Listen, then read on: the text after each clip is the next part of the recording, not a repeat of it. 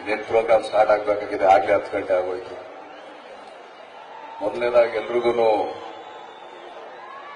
ಕನಕಗಿರಿ ಉತ್ಸವದ ಹಾರ್ದಿಕ ಶುಭಾಶಯಗಳು. ಈ ಉತ್ಸವ ಇದೇ ತರ ನಡೀಲಿ, ನಿಮ್ಮ ಪ್ರೀತಿ, ಪ್ರೋತ್ಸಾಹ, ಬೆಂಬಲ ಈ ಉತ್ಸವದ ಮೇಲೆ ಯಾವತ್ತೂ ಹೀಗೆ ಇರಲಿ, ಇನ್ನು ಹೆಚ್ಚು ಈ ಉತ್ಸವ ಬೆಳಕಿಗೆ ಬರಲಿ ಅಂತ ನಾನು ಆಶಿಸ್ತೀನಿ. ಹಾಗೆ ಇವತ್ತಿಷ್ಟು ಜನನ್ನ ಪರಿಚಯ ಮಾಡಿಕೊಟ್ಟಂತ ಶಿವರಾಜ್ ತಂಗಡಿ ಅವರಿಗೆ ತುಂಬಾನೇ ಕೃತಜ್ಞತೆ ಸಲ್ಲಿಸ್ತೀನಿ. ಇವತ್ತು ಅವ್ರ ಮುಖಾಂತರ ನನಗೊಂದು ಅವಕಾಶ ಸಿಕ್ತು ನಿಮ್ಮನ್ನೆಲ್ಲ ನೋಡಕ್ಕೆ. ಆದ್ರಿಂದ